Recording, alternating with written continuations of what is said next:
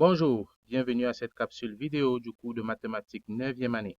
Le domaine à l'étude est celui des relations. Comme résultat d'apprentissage, à la fin de cette courte capsule vidéo, tu devrais être capable d'exprimer une relation par une table de valeurs. Mais avant de se lancer dans le vif du sujet, nous allons redéfinir ce qu'est une table de valeurs. Une table de valeurs est un tableau qui comporte des couples de valeurs, qui peut être disposé horizontalement ou verticalement. Dans une table de valeurs, la variable indépendante est placée dans la première ligne ou dans la première colonne, tandis que la variable dépendante est placée dans la deuxième ligne ou dans la deuxième colonne. En guise de rappel, qu'est-ce qu'une variable indépendante et qu'est-ce qu'une variable dépendante? Dans une relation, une variable indépendante est le paramètre qui peut prendre n'importe quelle valeur. Elle n'influence pas les autres paramètres du problème. Par exemple, rappelle-toi, on a vu que le salaire était une fonction du nombre d'heures travaillées. Donc, le salaire dépendait du nombre d'heures. Donc, ici, le nombre d'heures travaillées représente la variable indépendante, tandis que le salaire représente la variable dépendante. La variable dépendante, c'est le paramètre qui varie sous l'influence de la variable indépendante. Notre premier exemple de relation est le suivant. Dans un lac au nord-est de l'Ontario, Julie pêche le doré. Le doré, c'est une espèce de poisson. Le ministère des Ressources naturelles a fixé à 4 le nombre maximum de dorés qu'il est permis de pêcher par jour.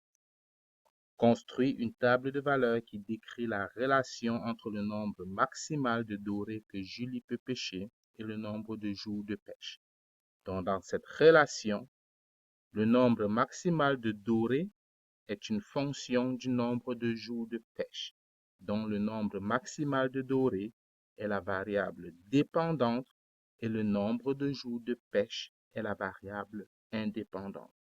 Donc, dans ma table de valeurs, dans la première ligne, je mettrai le nombre de jours de pêche parce que c'est elle la variable indépendante. Et dans ma deuxième ligne, je mettrai le nombre maximum de dorés qu'il est permis de pêcher. Si Julie fait un jour de pêche, d'après les restrictions du ministère, le nombre maximum de dorés qu'elle peut pêcher est de 4 unités. Si elle fait 2 jours de pêche, le nombre maximum de dorés qu'elle peut pêcher est de 8. Si elle fait 3 jours de pêche, le nombre maximum de dorés qu'elle peut pêcher est de 12.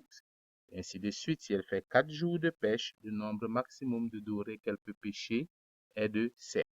Dans notre deuxième exemple, on nous dit Samuel a un parcours de livraison de journaux hebdomadaires. Il est payé 30 $ par semaine. Construit une table de valeurs qui décrit la relation entre le salaire et le nombre de semaines de livraison pour une période de 6 semaines. Dans cet énoncé, comme on l'a vu précédemment, il faut aller déterminer quelle est la variable dépendante et quelle est la variable indépendante. Le salaire de Samuel dépend du nombre de semaines de livraison. Donc, le salaire est la variable dépendante et le nombre de semaines la variable indépendante. Donc, quand je construis ma table de valeurs, la variable indépendante est placée dans la première ligne. Donc ici, le nombre de semaines de livraison et la variable dépendante est placée dans la deuxième ligne, donc le salaire. Si Samuel fait une semaine de livraison, il est payé 30 $.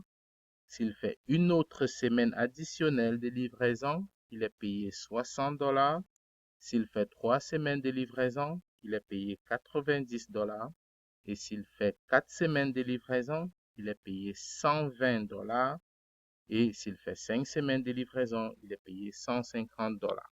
Donc, la relation qu'on utilise pour trouver le salaire de Samuel est égale au taux hebdomadaire qu'il reçoit, c'est-à-dire 30 $ par semaine, multiplié par le nombre de semaines qu'il travaille. Pour notre troisième exemple, on veut explorer la relation entre le volume d'une pyramide à base carrée de 9 cm² et la hauteur de la pyramide. Représente la relation par une table de valeurs. Avant de représenter la table de valeurs, nous allons très brièvement reviser le calcul du volume d'une pyramide à base carrée. Pour calculer le volume d'une pyramide à base carrée, on détermine l'aire de la base. La base carrée de cette pyramide est RUST. Puisque c'est une base carrée, l'aire est tout simplement égale au carré du côté. Et le volume est égal au 1/3 de la base, de l'aire de la base multiplié par la hauteur. Le volume dépend de la hauteur. Donc, dans cette relation, la hauteur représente la variable indépendante. On va lui attribuer différentes valeurs et nous allons calculer pour chacune de ces valeurs le volume de la pyramide qui représente la variable dépendante.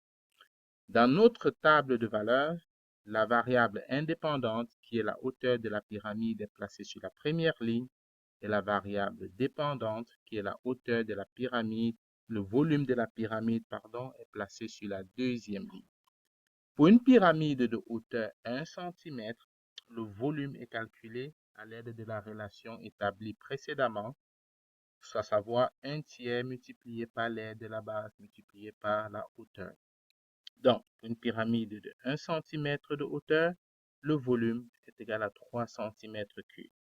Pour une pyramide de 2 cm de hauteur, le volume est égal à 6 cm3. Pour une pyramide de 3 cm de hauteur, le volume est égal à 9 cm3. Et pour une pyramide de 4 cm de hauteur, le volume est égal à 12 cm3. Il est possible d'utiliser une table de valeurs pour faire des prédictions. Nous avons ici la table de valeurs qui représente le volume de la pyramide de base carrée 9 cm² en fonction de la hauteur. Et on nous pose la question suivante. En analysant la table de valeurs, peut-on déduire la hauteur d'une pyramide à base carrée des 9 cm² ayant une hauteur de 5 cm ou de 6 cm? Pour répondre à cette question, nous devons analyser notre table de valeurs pour y déceler une régularité. Qu'est-ce que nous constatons? Nous constatons que chaque fois que la hauteur de la pyramide augmente de 1 unité, le volume de la pyramide augmente de 3 unités. Donc, lorsque la hauteur augmente de 1 unité, le volume de la pyramide augmente de 3 unités.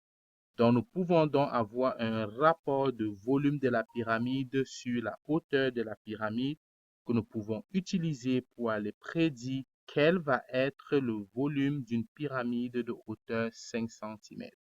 En utilisant ce rapport, pour une pyramide de hauteur 5 cm, le volume va être de 15 cm3.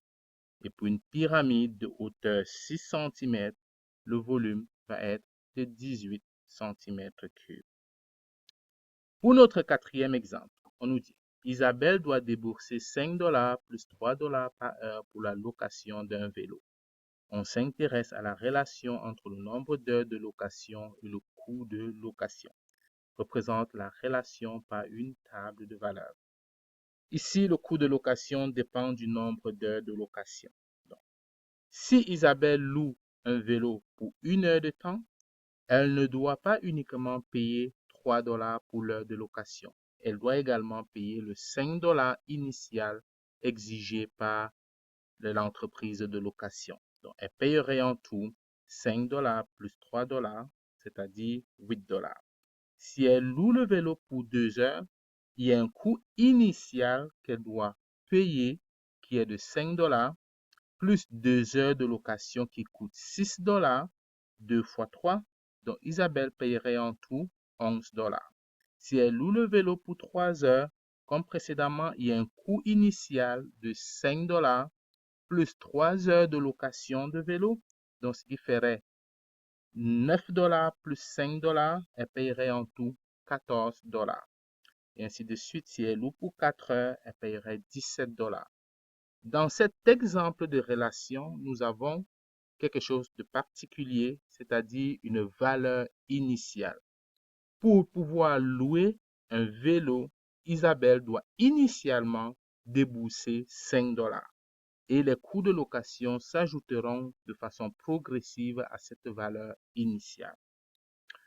Pour notre cinquième exemple, nous avons toujours un problème de relation qui fait appel au concept de valeur initiale, c'est-à-dire la valeur que nous allons préalable à laquelle commence la relation. Vous allez jouer au paintball avec vos amis. L'admission coûte 20 $ et chaque jeu de balle coûte 5 $ de plus. Construis une table de valeur qui décrit la relation entre le coût total et le nombre de jeux. Ici, le coût total dépend du nombre de jeux, dont le nombre de jeux représente la variable indépendante, tandis que le coût total représente la variable dépendante.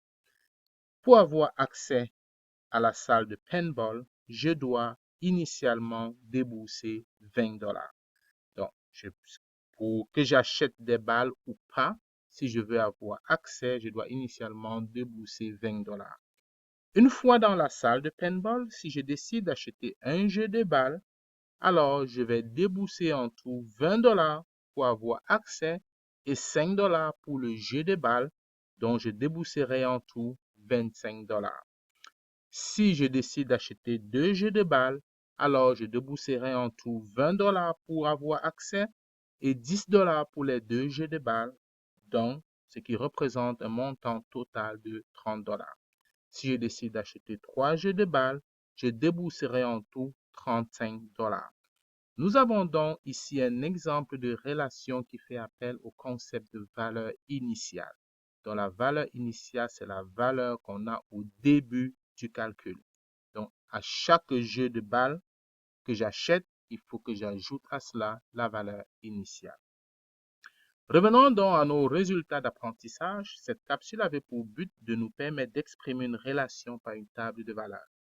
Pour exprimer une relation par une table de valeurs, nous devons très clairement identifier la variable indépendante. Et rappelle-toi, la variable indépendante, c'est le paramètre du problème qui peut prendre n'importe quelle valeur. Elle n'influence pas les autres paramètres du problème. Déterminer la variable dépendante. La variable dépendante, c'est le paramètre qui varie sous l'influence de la variable indépendante. Et lorsqu'on a ces deux éléments, nous pouvons donc construire notre table de valeurs. Et deuxième chose à te rappeler, c'est que la variable indépendante se place toujours dans la première ligne ou dans la première colonne et la variable dépendante se place dans la deuxième ligne ou dans la deuxième colonne. Puis, on utilise l'information fournie par le problème pour aller compléter la table de valeurs. À ton tour, représente la relation ci-dessous à l'aide d'une table de valeurs.